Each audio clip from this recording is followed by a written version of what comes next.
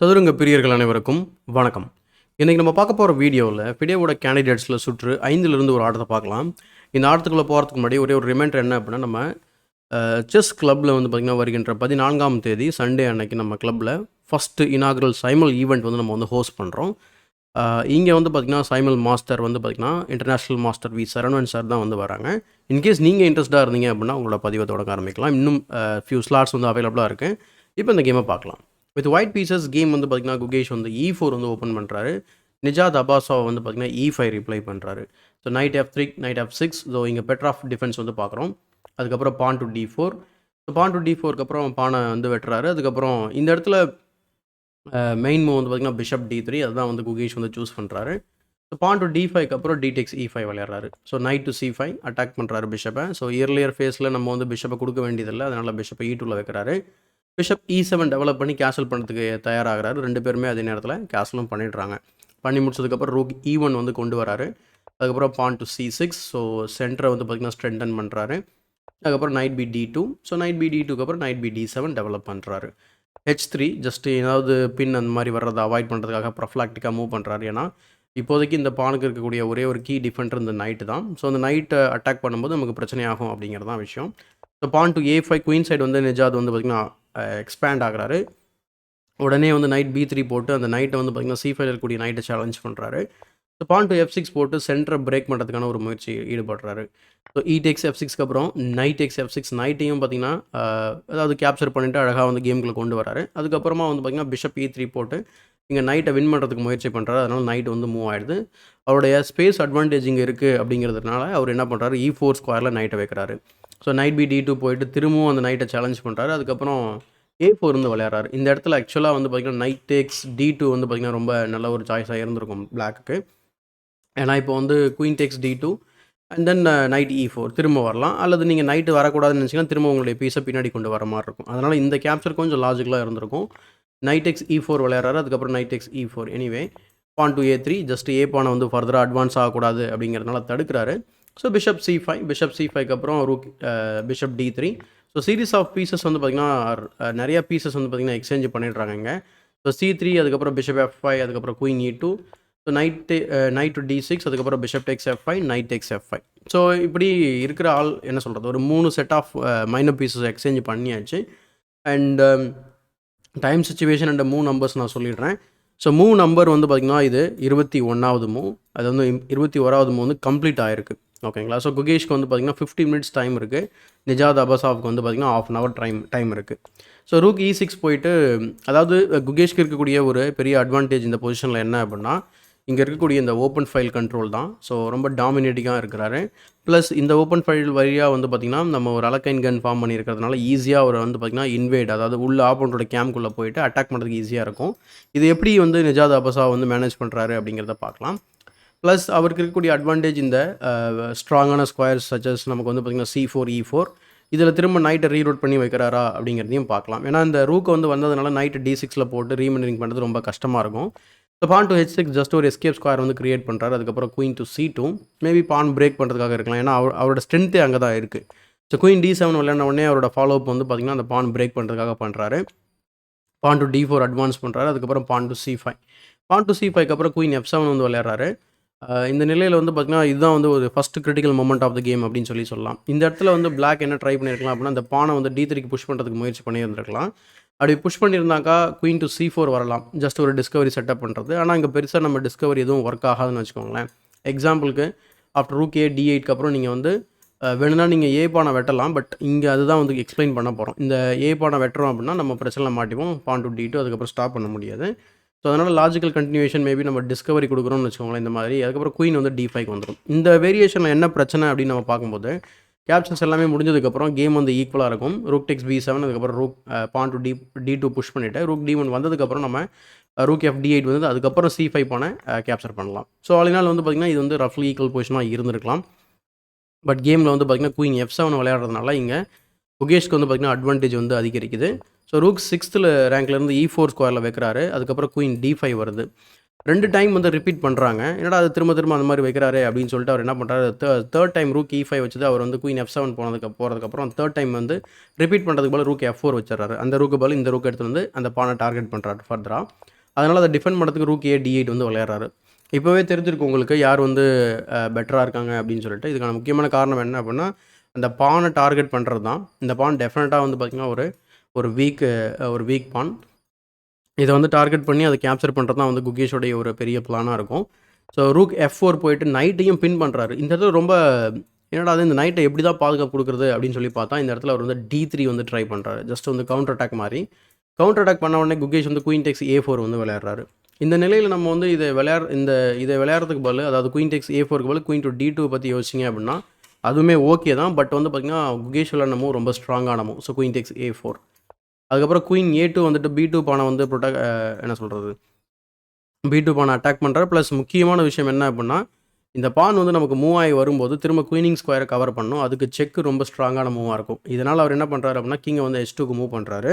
இந்த இடத்துல ஆக்சுவலாக இந்த பீஸ் சாக்ரிஃபைஸ் வந்து பார்த்திங்கன்னா அது ஆக்சுவல் சாக்ரிஃபைஸ் கிடையாது. எக்ஸாம்பிள் நீங்கள் இந்த பீஸை வெட்டுறீங்க அப்படின்னு சொன்னாக்கா, நம்ம இந்த மாதிரி எக்ஸ்சேஞ்ச் பண்ணிவிட்டு அதுக்கப்புறம் குயின் B1 செக் வைக்கலாம். அதுக்கப்புறம் பானை புஷ் பண்ணும்போது உங்களுக்கு வேறு வழியே இல்லாமல் நீங்கள் மேபி குயின் C4 செக்கு ட்ரை பண்ணலாம். கிங் H8 அதுக்கப்புறம் பீஸை நீங்கள் வந்து திரும்ப கொடுக்குற மாதிரி தான் இருக்கும். இந்த இடத்துல இமீடியட்டாக வந்து நம்ம என்ன சொல்கிறது, D2ல இருக்கக்கூடிய நைட்டை வெட்டுறதுக்கு போல் நம்ம ஃப்ரீயாக இருக்கக்கூடிய இந்த ரூக்கையும் வெட்டலாம். இதுதான் மெயின் மூவ். ஏன்னா நீங்கள் D2ல வெட்டினீங்கன்னா மேட் ஆகிடுவீங்க. ஸோ அதனால் வந்து பார்த்திங்கன்னா இந்த இடத்துல ரூக் டேக் F5 வந்து பார்த்திங்கன்னா ஒரு ட்ராப் வந்து செட்டப் பண்ணுறாரு பிளாக். ஸோ அதனால் இதை தெரிஞ்சுக்கிட்டு கிங்கை மூவ் பண்ணுறாரு குகேஷ். அதுக்கப்புறம் பான் டு G6. ஸோ ஃபைனலாக வந்து இந்த நைட்டுக்கு ஒரு பாதுகாப்பு கொடுத்துட்றாரு. ஸோ குயின் டு B4, B2வும் ப்ரொடெக்ஷனில் இருக்குது, ப்ளஸ் D2 சப்போர்ட் பண்ணுறாரு. ஸோ தட் அவர் அட்வான்ஸ் பண்ணார் அப்படின்னா நம்ம வந்து வெட்டுறதுக்கு தயாராகலாம் ஒரு நைட்டால். ஸோ குயின் F7 போயிடுறாரு. ஏன்னா வந்த வரைக்கும் எதுவும் பண்ண முடியல அப்படின்னு சொல்லிட்டு போயிடுறாரு. ஸோ போனதுக்கப்புறம் வந்து பார்த்திங்கன்னா rook to E1. So rook to E1க்கு அப்புறம் இந்த இடத்துல குகேஷ் வந்து பார்த்திங்கன்னா ஒரு பான் வந்து வெட்டினார் இல்லைங்களா, குயின் டெக்ஸ் 7. அதனால் ஒரு பான் வந்து அப்பில் இருக்கிறாரு. ஸோ ரூக் E1 வந்து விளையாடுறாரு குகேஷ். இந்த இடத்துல இன்னொரு இன்ட்ரெஸ்டிங்கான ஒரு மூவ் என்னவாக இருக்கும் அப்படின்னா, இங்கே ஒரு பின் இருக்குது. இந்த G4 விளையாடினா என்ன ஆகும், ஏன்னா அந்த பின்னை நம்ம அட்வான்டேஜ் எடுத்துக்கலாம் இல்லைங்களா. ஸோ அதில் D2 தான் மூவ். இப்போ D2க்கு அப்புறம் நைட் டெக்ஸ் G2, அதுக்கப்புறம் குயின் C7. ஏன்னா அப்போ ரூக் அட்டாக்ல இருக்குது. அப்போ நைட் F3 வந்ததுக்கப்புறம் நைட் E7 போயிடலாம். ஸோ இப்படி வந்து அன்பின் பண்ணலாம். பட் இது வந்து பார்த்திங்கன்னா மச் பெட்டர் பொசிஷன் சொல்லலாம். எக்ஸாம்பிள் கிங் டு G2, அதுக்கப்புறம் கேம் கண்டினியூ ஆகும்னு வச்சுக்கோங்களேன். பட் ஆனால் ஒயிட் ரொம்ப பெட்டராக இருக்கிறாரு. ஏன்னா 2 பான் இந்த வேரியேஷனோட வின் பண்ணிக்கலாம் நம்ம. ஸோ கேமில் ரூக் டு E1, அதுக்கப்புறம் ரூக் E8 வந்து விளையாடி ரூக்கை சேலஞ்ச் பண்ணுறாரு. ரூக்கை வந்து பார்த்திங்கன்னா டபுள் பண்ணி விட்டுறாரு திரும்பவும். ஸோ தட் அவர் வந்து பார்த்திங்கன்னா ஃபோர்ஸ்டாக வந்து எக்ஸ்சேஞ்ச் பண்ணுறாரு. ரூக் டெக்ஸ் E4, அதுக்கப்புறம் rook to D5, knight to D2, knight to D2க்கு அப்புறம் knight to G7, knight to G7க்கு அப்புறம் கிங் G1 வந்து விளையாடுறாரு. இந்த இடத்துல வந்து பார்த்திங்கன்னா இந்த இந்த நகர்வில் இந்த இடத்துல வந்து பார்த்திங்கன்னா கொஞ்சம் அட்வான்டேஜ் வந்து குறைய ஆரம்பிச்சுன்னு வச்சுக்கோங்களேன். இந்த இடத்துல ரூக் டு D5 வந்து பார்த்திங்கன்னா ரொம்ப ஸ்ட்ராங்கான மூவ் பிளாக்குக்கு. ஏன்னா அந்த C-பானுக்கு ப்ரெஷர் பண்ணுறாரு. ப்ளஸ் ஆக்டிவான மூவ் ஆல்நாள் வந்து பார்த்திங்கன்னா ரூக்கை வந்து சென்ட்ரலைஸ் பண்ணியிருக்கிறாரு. ஸோ நைட் டு D2 வந்து ரொம்ப பர்ஃபெக்டான மூவ் அப்படின்னு சொல்ல முடியாது. ஆர் த பெஸ்ட் மூவ்னு சொல்ல முடியாது. ஸோ அதனால் அட்வான்டேஜ் வந்து பார்த்திங்கன்னா ஆச்சரியமாக வந்து பார்த்திங்கன்னா கொஞ்சம் நியூட்ரல் ஆகிடுச்சு. ஓகேங்களா. ஒரு பான் எக்ஸ்ட்ராவாக இருந்தாலும் பிளாக்கோட பீசஸ் நல்ல ஆக்டிவான ஸ்கொயர்ஸ் வந்து ஜம்ப் ஆகி வந்துகிட்டுறதுனால ஒரு ரொம்ப ஆக்டிவான ஒரு பொசிஷன் அச்சீவ் பண்ணுறதுனால கேம் வந்து கம்ப்ளீட்லி ஈக்குவல் அப்படின்னு சொல்லலாம். ஸோ நைட் டெக் C5 வந்து விளையாடுறாரு. அந்த பானையை ரெக்கவர் பண்ணிடுறாரு. அதுக்கப்புறம் queen to C4. Queen to C4க்கு அப்புறம் நைட் E6 போகுது. அதுக்கப்புறம் திரும்ப அந்த பானை வெட்டிடுறாரு. அந்த வீக் பானா அல்லது அது வந்து ஆக்சுவலாக ஒரு விதத்தில் பார்க்கும்போது அது ஸ்ட்ராங்கான ஒரு பாஸ் பான், இன்னொரு விதத்தில் அது வீக்கான பான் சொல்லலாம். ஸோ பான் டு B5 போட்டு குயினை வந்து பார்த்திங்கன்னா டிஃப்ளெக்ட் பண்ண பார்க்குறாரு. Queen to C3, night F4, rook E3, rook G5. So இங்கே இந்த ரூக் E3க்கு அவர் வந்து பார்த்திங்கன்னா ரூக் G5 விளையாடுறாரு. இது வந்து பார்த்திங்கன்னா கம்ப்ளீட்லி லூசிங் மூவ். ஆனால் இது குகேஷ் வந்து பார்த்திங்கன்னா டைம் ப்ரெஷர் அப்படிங்கிறதுனால இந்த இடத்துல வந்து பார்த்திங்கன்னா அவரால் அந்த நகர்வை வந்து கண்டுபிடிக்க முடியலன்னு நினைக்கிறேன். மேபி இன்னும் கொஞ்சம் டைம் கொடுத்துருந்தாலோ, ஏன்னா டைம் சுச்சுவேஷன் பார்த்திங்கன்னா முன்னாடி வந்து பார்த்திங்கன்னா குகேஷ்க்கு அதிகமாக இருந்தது. பட் இப்போ குகேஷ்க்கு இது வந்து 45வது மூவ். டைம் கண்ட்ரோலும் ரீச் பண்ணிட்டாங்க. அப்படி இருந்துமே நல்லா டைம் பேர்ன் ஆகிருக்காரு. ஸோ இங்கே வந்து பார்த்திங்கன்னா அவருக்கு கிட்டத்தட்ட வந்து 5 நிமிஷம் டைம் இருக்குது. அவருக்கு வந்து பார்த்திங்கன்னா 17 நிமிஷம் டைம் இருக்குது. இந்த இடத்துல அவர் கண்டுபிடிச்சிருக்கக்கூடிய மூவ் என்ன அப்படின்னா, இந்த குயின் டெக் C6 ரொம்ப ஸ்ட்ராங்கான மூவாக இருந்திருக்கும். இது விளையாடுறதுக்கு ரொம்ப தயக்கமாக தான் இருக்கும். ஏன்னா இங்கே G2ல செக்கோட பான் வந்து ஃபால் ஆகுது. Example king F1 விளையாடுனதுக்கப்புறம் rook H2 போவாங்க. அதுக்கப்புறம் ரூக் E8 செக் வைக்கலாம். ரூக் E8 செக்குக்கு நீங்கள் வேறு வழியே கிடையாது. நீங்கள் லிஃப்ட் தான் பண்ணி ஆகணும். லிஃப்ட் பண்ண உடனே வந்து பார்த்திங்கன்னா நம்ம சிம்பிளாக குயின் C3 செக் வைக்கலாம். இங்கே இப்போ வந்து செக்குக்கு நீங்கள் வந்து பிளாக் பண்ணி தான் ஆகணும், அல்லது செக்மேட் ஆயிடுவீங்க. லைக் கிங்கை மூவ் பண்ணிங்கன்னா இங்கே கார்னரில் செக்மேட் இருக்குது. ஸோ அதனால் ரூக் E7 வச்சு நம்ம இப்போ குயினையும் வின் பண்ணிடலாம், கேமையும் வின் பண்ணிடலாம். ஸோ இந்த காரணத்தில் குயின் டெக் C6 வந்து பார்த்திங்கன்னா ரொம்ப ஸ்ட்ரைட் ஃபார்வர்டான ஒரு குயிக்கான வின்னாக இருந்திருக்கலாம். பட் கேமில் நைட் டு E4 விளையாடுறாரு, மிஸ் பண்ணிடுறாரு ஆக்சுவலாக. ரூக் டெக்ஸ் G2 செக்கு, திரும்ப கேம் வந்து சமநிலை எட்டுது. நைட் டு D5 ஃபோர்க் பண்ணுறாரு. நைட் F6 ஒரு பிரில்லியண்ட்டான ஒரு சாக்ரிஃபைஸ் வந்து பண்ணுறாரு. இதோட ஐடியா என்ன அப்படின்னா, இந்த இடத்துல வந்து பார்த்திங்கன்னா ரூக் அன்டிஃபெண்டாக இருக்குது அப்படிங்கிறது தான் ஐடியா. பட் அந்த ரூக்கை வெட்டினாலும் கூட திரும்ப அவருக்கு ஃபோர்க் இருக்குது. அதனால் கேம் வந்து நான் ஏற்கனவே மென்ஷன் பண்ண மாதிரி சமநிலையை தான் எட்டியிருக்கு. ஸோ இந்த பொசிஷனில் வந்து பார்த்திங்கன்னா நம்ம குயின் ப்ளஸ் பான் என் கேம் அப்படிங்கிறதுனால, ஒரு பான் அப்பில் இருக்க அப்படின்றதுனாலும் இது வந்து கொஞ்சம் டிஃபிகல்ட்டான ஒரு என் கேம் தான் வின் பண்ணுறதுக்கு. ஏன்னா கிங் வந்து கம்ப்ளீட்டாக எக்ஸ்போஸ் ஆகிருக்கு, அந்த அளவுக்கு ஷெல்டர் கிடையாது. பட் இந்த கேமை எப்படி ஃபர்தராக கொண்டு போகிறாங்க அப்படிங்கிறத பார்க்கலாம். இது வந்து லென்த்தியான ஒரு கேம் தான், குயிக்காக பார்த்துடலாம். Queen to F5, pawn to B3, pawn to H5, அதுக்கப்புறம் pawn to A4, B takes A4, அதுக்கப்புறம் B takes A4, queen to G5 check வருது. கிங் F2, அதுக்கப்புறம் queen F5 check, king to G2, queen G5 check, கொஞ்சம் repetition பண்ணிவிட்டு அதுக்கப்புறம் check கொடுத்தவொடனே மூவை மாற்றிடுறாரு. King E2, pawn to G5, pawn to E4, just குயினை வந்து பார்த்தீங்கன்னா அட்டாக் பண்ணுறாரு. Queen takes H3. இப்போ பார்த்தீங்கன்னா 2 பானுக்கு 2 பான் அப்படிங்கிற மாதிரி இருக்குது. ஆனால் குவாலிட்டி ஆஃப் த பாஸ் பான்ஸ் வந்து ரொம்ப ரொம்ப முக்கியம் அப்படின்னு சொல்லுவாங்க என்கேமை பொறுத்த வரைக்கும். அந்த விதத்தில் வந்து பார்த்திங்கன்னா ஈவன் வந்து பார்த்திங்கன்னா ரெண்டுமே சமமாக தான் இருக்குது. பட் இருந்தாலும் இந்த அவுட் சைட் பாஸ் பான் வந்து பார்த்திங்கன்னா பெரிய த்ரெட்டு. ஸோ இது எப்படி மேனேஜ் பண்ணுறாரு அப்படின்றத பார்க்கலாம். அது இல்லாமல் இப்போ ஒரு பான் வந்து ஃபால் ஆக போகுது செக்கோட. ஸோ அதனால் அதை பற்றி கவலைப்பட தேவையில்லை. இப்போ 2 பான் திரும்ப ஒரு பான் வந்து பார்த்திங்கன்னா அவருக்கு. ஸோ கிங் H8, அதுக்கப்புறம் திரும்ப ஃபியூ செக்ஸ் கொடுக்குறாரு, அதுக்கப்புறம் கிங் H8, அதுக்கப்புறம் A5. ஸோ பாஸ் பண்ண அட்வான்ஸ் பண்ண ஆரம்பிக்கிறாரு. பட் அவரோட ஹெச் பான் வந்து பார்த்திங்கன்னா அட்வான்ஸ் பண்ண முடியாது. ஸோ அட்வான்ஸ் பண்ணாலும் பட் பெருசாக அது ப்ரோக்ரஸ் பண்ணுற மாதிரி இருக்காது. ஸோ குயின் H6 செக்கு, கிங் G8, அதுக்கப்புறம் குயின் G6 செக்கு, கிங் H8 போகிறாரு, அதுக்கப்புறம் A6க்கு அப்புறம் குயின் H2 செக்கு, கிங் E3, குயின் H3 செக்கு. கொஞ்சம் செக்ஸ் வந்து த்ரோ பண்ணுறாரு. அதுக்கப்புறம் ரியலைஸ் பண்ணிட்டு ஓகே இனிமேல் நம்ம கிங்கை வந்து பாஸ் பான் பக்கத்தில் கொண்டு போகிறது ரொம்ப லாஜிக்கலாக இருக்கும் அப்படின்னு சொல்லிட்டு பாஸ் பானை நோக்கி கொண்டு போகிறாரு கிங்கை. கிங் C4, குயின் C8 செக்கு, கிங் D5, அடுத்து குயின் அதை வச்சு பிளாக் பண்ணுறாரு. அதுக்கப்புறம் குயின் A5 செக்கு, கிங் E6, அதுக்கப்புறம் பான் டு H3. ஸோ அவரோட பாஸ் பானும் வந்து பார்த்திங்கன்னா இப்போ குயின் ஆகிறதுக்கு போயிட்டுருக்கு. கிங் F7 போயிட்டு மேட் த்ரெட்டன் பண்ணலாம் அப்படின்னு நினைக்கிறாரு. ஸோ இங்கே வந்து பார்த்திங்கன்னா செக்கு தவிர நீங்கள் பானை புஷ் பண்ணிங்க அப்படின்னு சொன்னால் நம்ம வந்து ஓகே பான் புஷ் பண்ண முடியாது. நான் ஸ்கொயரில் வந்து பார்த்திங்கன்னா குயின் கார்ட் பண்ணிக்கிட்டு இருக்கேன். பட் குயின் A2 செக் கொடுக்குறாரு. குயின் E6 வச்சு பிளாக் பண்ணுவோம், குயினை வெட்டிடுறாரு. ஏன்னா அவர் இன்னும் 2 மூளை குயின் எடுத்துடலாம். அவரும் குயின் எடுக்க போகிறாரு, இவரும் குயின் எடுக்க போகிறாரு. ஆனால் இதில் சின்ன வித்தியாசம் என்ன அப்படின்னா குகேஷ் வந்து பார்த்திங்கன்னா செக்கோடு எடுக்கிறாரு. ஆனாலுமே கேம் ஈக்குவல் தான். ஏன்னா இதுக்கான முக்கியமான காரணம் என்ன, இதுதான் வந்து நிறைய பேருக்கு எப்படி கேம் ஈக்குவலாக இருக்கும் அப்படின்றது புரியாது. இது ஏன் கேம் ஈக்குவல் அப்படின்னு சொல்லி பார்த்தீங்கன்னா, இந்த குயின் வந்து பார்த்திங்கன்னா இங்கே கம்ப்ளீட்லி எக்ஸ்போஸ்டு கிங்கை கண்டிப்பாக பர்பஸல் செக்கு கொடுத்துக்கிட்டே இருக்கலாம். கிங் G7 வந்த உடனே அவர் என்ன பண்ணுறாரு, குயின் A7 செக் கொடுக்குறாரு, கிங் H6 போகிறாரு, அதுக்கப்புறம் குயின் E3 செக் வராரு. குயின் E3 செக்குக்கு அப்புறம் ஒரே ஒரு மூவ் தான் ஆச்சரியமாக வந்து பார்த்திங்கன்னா இங்கே சமநிலையை எட்டுறதுக்கான ஒரே ஒரு மூவ் மட்டும்தான் இருக்குது. அது கிங் டு H7. இது விளையாடினாக்கா திரும்ப பர்பஸல் செக்ஸ் கொடுக்க முடியும். அதுக்கப்புறம் சப்போஸ் ஒயிட் செக்கு நிறுத்தினார் அப்படின்னா இவர் செக் கொடுக்க ஆரம்பிப்பார். ஆனால் அவர் விளையாடின மூவ் கிங் H5 விளையாடினதுனால இந்த இடத்துல பார்த்திங்கன்னா ஒரு மேட் த்ரெட் ஈஸியாக வந்து பார்த்திங்கன்னா க்ரியேட் பண்ணலாம். எக்ஸாம்பிளுக்கு குயின் C5 செக்கு, பட் கேமில் மிஸ் பண்ணுறாரு. ஸோ லைக் குயின் F8 செக்கு. ஐடியா என்ன அப்படின்னா ஸ்கீவரில் போடுறதுக்கு தான் ஐடியா, அல்லது கிங் F7க்கு அப்புறம் மேட்டை தடுக்கிறது ரொம்ப ரொம்ப கஷ்டமாக இருக்கும்.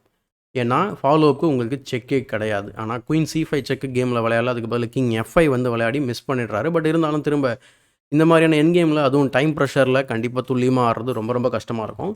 ஸோ குயினை வச்சு பிளாக் பண்ணுறாரு. அதுக்கப்புறம் இந்த இடத்துல வந்து பார்த்திங்கன்னா இந்த மாதிரி ஒரு டிஸ்கவரியில் வந்து மாட்டுறாரு. குயின் D7 செக் உடனே கிங் F6, அண்ட் தென் கிங்குக்கு வந்து பார்த்திங்கன்னா நிறைய எஸ்கேப் ஸ்குவாட்ஸ் எதுவுமே கிடையாது. நீங்கள் மேட்டிங் பேட்டர்னுக்குள்ளே தான் இருக்கீங்க. சப்போஸ் இந்த பக்கம் போனீங்க அப்படின்னு சொன்னாக்கா நம்ம குயினை வந்து H2ல செக் வச்சாலே மேட் ஆகிடுவீங்க. ஜஸ்ட் பிளாக் தான் பண்ணணும். ஸோ அந்த காரணத்தில் H4 போகிறாரு. பட் இங்கே என்ன பிரச்சனை அப்படின்னா சிம்பிளாக வந்து செக் வச்சு ஃபோர்க் பண்ணிடுறாரு. ஸோ ஃபோர்க் பண்ண உடனே இது வந்து சிம்பிளான ஒரு எண்டிங் அப்படிங்கிறதுனால 88வது மூலம் இந்த இடத்துல நிஜாத் அபாசாவை வந்து ரிசைன் பண்ணிடுறாரு. இதன் மூலயமா குகேஷ் வந்து பார்த்திங்கன்னா இந்த கேமை வின் பண்ணிடுறாரு. ஸோ இந்த கேம் வந்து பார்த்திங்கன்னா ஒரு லென்த்தியான ஒரு என் கேம் தான். இந்த என் கேமில் வந்து பார்த்திங்கன்னா நீங்கள் கற்றுக்க வேண்டிய ஒரு விஷயம் என்ன அப்படின்னா குயின் ப்ளஸ் பான் என் கேமில் என்ன வேணால் நடக்கலாம் அப்படிங்கிறது தான் விஷயம். ரொம்ப துல்லியமாக வந்து விளையாட முடியல அப்படின்னா கண்டிப்பாக வந்து இந்த மாதிரியான ஒரு ரிசல்ட் நீங்கள் வந்து எதிர்பார்க்கலாம். அதாவது விளையாடி ஜெயிக்க வேண்டியது இல்லை ட்ரா பண்ண வேண்டியதை வந்து லாஸ் பண்ணுறதுக்கு வாய்ப்புகள் நிறையவே இருக்குது. ஸோ அதனால் என் கேமை பொறுத்த வரைக்கும் நிறைய ப்ராக்டிஸ் வந்து தேவைப்படுது. ஸோ கண்டிப்பாக இந்த அனாலிசிஸ் உங்களுக்கு பிடிச்சிருந்தா அந்த வீடியோக்கு ஒரு லைக் கொடுங்க. மறக்காமல் மற்றவங்களுக்கு ஷேர் பண்ணுங்கள். இன்னும் நம்ம சேனலை சப்ஸ்கிரைப் பண்ணலாம் அப்படின்னா சப்ஸ்கிரைப் பண்ணிட்டு பெல் பட்டன் ப்ரெஸ் பண்ணி வச்சுக்கோங்க. இப்போ நம்ம வந்து குயிக்காக நம்ம கேண்டிடேட்ஸோட ரிசல்ட்ஸ் நம்ம வந்து செக் பண்ணிடலாம் குயிக்காக. ஸோ இதுதான் வந்து ரிசல்ட்ஸ் பேஜ். ஸோ குகேஷ் வந்து பார்த்தீங்கன்னாக்கா 3.5 லீடிங்கில் இருக்கிறாரு. அதாவது இவரோட ஸோ யான் நெப்போமினேஷியோட வந்து பார்த்திங்கன்னா அவரும் 3.5. ஸோ 2 பேர் வந்து பார்த்திங்கன்னா ஃபஸ்ட் ப்ளேஸில் ஸோ லீடராக வந்து போயிட்டு இருக்காங்க. அடுத்து செகண்டில் வந்து தேர்ட் ப்ளேஸில் வந்து பார்த்திங்கன்னா ஃபேபி 3 பாயிண்ட்ஸ் வச்சுருக்காரு. பிரக் வந்து பார்த்திங்கன்னா 2.5. ஹிகாரு வந்து பார்த்திங்கனாக்கா 2.5. அதுக்கப்புறம் விதித் 2, நிஜாத் அபாசா 1.5, அலிருசா ஃபுரூஷா 1.5. ஸோ இப்படி இதுதான் வந்து இப்போ இருக்கக்கூடிய ஸ்டாண்டிங்ஸ் ஆஃப்டர் 5 ரவுண்ட்ஸ். ஸோ இன்னும் 2 ரவுண்ட் இருக்குது, அதாவது ஹாஃப் ஆஃப் த டோர்னமெண்ட் வந்து முடியறதுக்கு. அதுக்கப்புறம் வந்து பார்த்திங்கன்னா யார் வந்து லீடில் இருக்காங்களோ மோஸ்ட் லைக்லி வந்து பார்த்திங்கன்னா அவங்க தான் வந்து வின் பண்ணுறதுக்கு வாய்ப்பு இருக்குது. இந்த 2 ரவுண்டு ரொம்ப ரொம்ப முக்கியம். அஃப்கோர்ஸ் எல்லா ரவுண்டும் ரொம்ப முக்கியம். பட் இருந்தாலும் ஃபஸ்ட் ஆஃப் டோர்னமெண்ட் அது சைக்காலஜிக்கலாக வந்து சொல்லுவாங்க. ஃபஸ்ட் ஆஃபில் யார் நல்லா பண்ணுறாங்களோ அவங்க மோஸ்ட்லி வந்து பார்த்திங்கன்னா டோர்னமெண்ட்டை வின் பண்ணுறதுக்கு வாய்ப்புகள் அதிகமாக இருக்குது. ப்ளஸ் யான் நெப்போமினியஸ்க்கு எக்கச்சக்கமான சப்போர்ட் இருக்குது. பட் நீங்கள் யாருக்கு சப்போர்ட் பண்ணுறீங்க அப்படிங்கிறத கமெண்ட் செக்ஷனில் பதிவு பண்ணுங்கள். இதே மாதிரி ஒரு பயனுள்ள வீடியோவுடன் உங்களை சந்திக்கும் வரை உங்களிடமிருந்து விடைபெறுவது உங்கள் சதுரங்க சாணக்கியன்.